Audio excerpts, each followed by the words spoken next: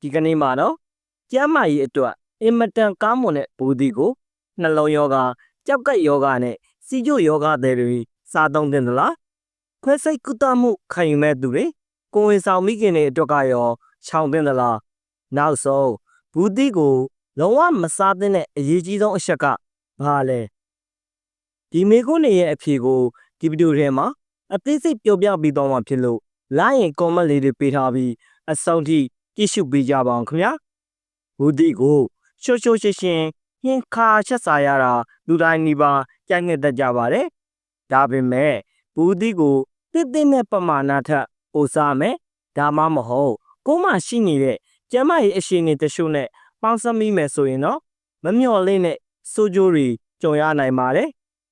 ဒီလိုကျမ်းမာရေးအခြေအနေရှိသူတွေအနေနဲ့ဘူးဒီကိုအထူးတတိထားစားသုံးဖို့လိုအပ်ပါတယ်နှလုံးယောဂသည်များဘူးဒီမှာပိုတက်ဆီယမ်ဓာတ်ကျွဲဝါစွာပါဝင်ပါတယ်ခန္ဓာကိုယ်မှာပိုတက်ဆီယမ်ဓာတ်များလွန်သွားရင်နှလုံးကုန်မမှန်တာဖြစ်နိုင်ခြေရှိပါတယ်ဒါကြောင့်နှလုံးယောဂအခန့်ရှိတဲ့သူတွေအနေနဲ့ဘူးဒီကိုများစားသုံးတာမျိုးရှောင်ကျဉ်သင့်ပါတယ်နှစ်ကြောက်ကပ်ယောဂသည်များကြောက်ကပ်ဟာခန္ဓာကိုယ်ထဲကအညစ်အကြေးတွေနဲ့အပိုဖြစ်နေတဲ့တတ္ထုဓာတ်တွေကိုစွန့်ထုတ်ပေးတဲ့အဓိကအစိတ်ပိုင်းမှာကြောက်ကအလုံးမလုံးတော့တဲ့အခါပိုတက်ဆီယမ်ဓာတ်တွေခန္ဓာကိုယ်ထဲမှာစုပုံလာပြီးအနေရရှိလာနိုင်ပါတယ်။ဒါကြောင့်ကြောက်ကယောဂအခန့်ရှိတဲ့သူတွေကြောက်ကမကောင်းတဲ့သူတွေဟာပိုတက်ဆီယမ်ဓာတ်ကျွေသွားတဲ့ဘူးဒီကိုဆရာဝန်နဲ့တိုင်ပင်ပြီးမှစားသုံးသင့်ပါတယ်။တော့စီးကျူသွေးကျူယောဂသည်များအထူးသဖြင့်ဆေးနဲ့ထိန်းနေရသူများစီးကျူကြစေကြောင်းနေရတဲ့သူတွေအနေနဲ့ဘူးဒီကိုအများအပြားစားမိရင်သွေးတကြားတဲ့အလုံးအမင်းကျဆင်းသွားတဲ့အန်ဒီဖြစ်နိုင်ခြေရှိပါတယ်။အကြောင်းကတော့ဘူးဒီမှာသွေးတကြားတဲ့ကိုရုတ်တရက်ကျစေနိုင်တဲ့အစွမ်းတတိရှိနေလို့ပါ။ဒါကြောင့်သွေးကြိုထိန်းညှိဖို့ခက်ခဲတဲ့သူတွေအနေနဲ့တတိထားစားသုံးသင့်ပါတယ်။၄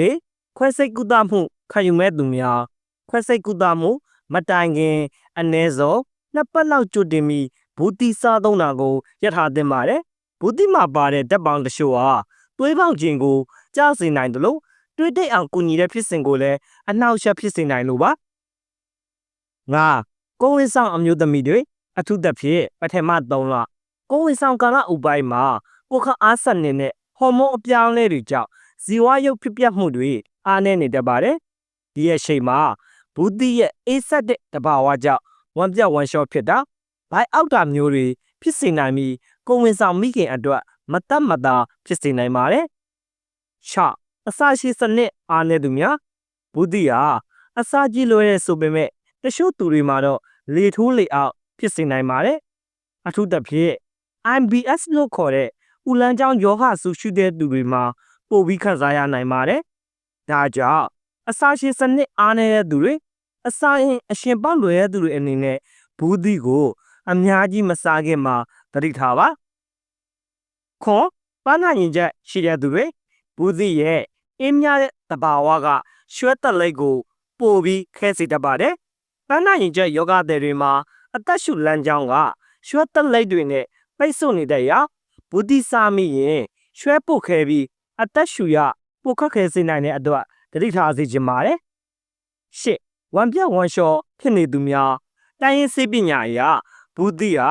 ခန္ဓာကိုယ်ကိုအင်းမြစေတဲ့အစွမ်းရှိပါတယ်။ဒါကြောင့်ကိုယ်ခန္ဓာအပူချိန်ကြားနေတဲ့သူတွေချမ်းတုံနေတဲ့သူတွေဝမ်ပြတ်ဝမ်လျှောဖြစ်နေတဲ့သူတွေအနေနဲ့ဘူးဒီကိုအဲ့ဒီလိုအချိန်မှစားသုံးမိရင်ဝမ်လျှောယောဂ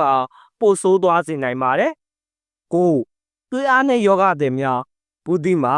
အမြင့်တဲ့ကြွယ်ဝစာပါဝင်တဲ့အတွက်အလွန်အမင်းစားသုံးမိရင်ခန္ဓာကိုယ်ထဲက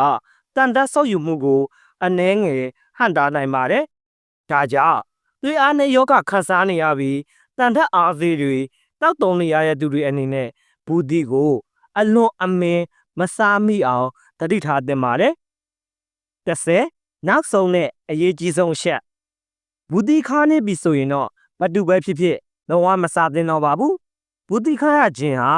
အစိတ်တောက်ဖြစ်စေတဲ့ဓာတုဓာတ်ပေါင်းပါဝင်လို့ပါဒီဓာတ်ပေါင်းဟာ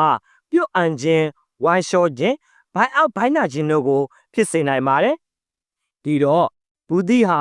ကျမ်းမာရေးအတွက်ကားမွန်နေဆိုပေမဲ့ဒီအချက်စချက်တွေကတခုခုနဲ့ကိုင်းညီတဲ့သူတွေဆိုရင်တော့စားသုံးမှုကိုဂရုစိုက်ဖို့ဒါမှမဟုတ်လုံးဝရှောင်အောင်ဖို့လိုအပ်ပါတယ်